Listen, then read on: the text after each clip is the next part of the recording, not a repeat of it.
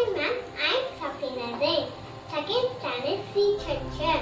I'm going to narrate a story called Tortoise and the Bird. Once upon a time, the tortoise and the bird had an argument. The tortoise looked at the bird's nest and said, "Oh no, you have a shabby home. It is made of a broken twigs and has no roof. You have to build it yourself. My shell is my house and it is better than yours." The bird said, "Yes, it is made of a broken wing, but I built it. I like it." Tortoise said, "My shell is better than yours.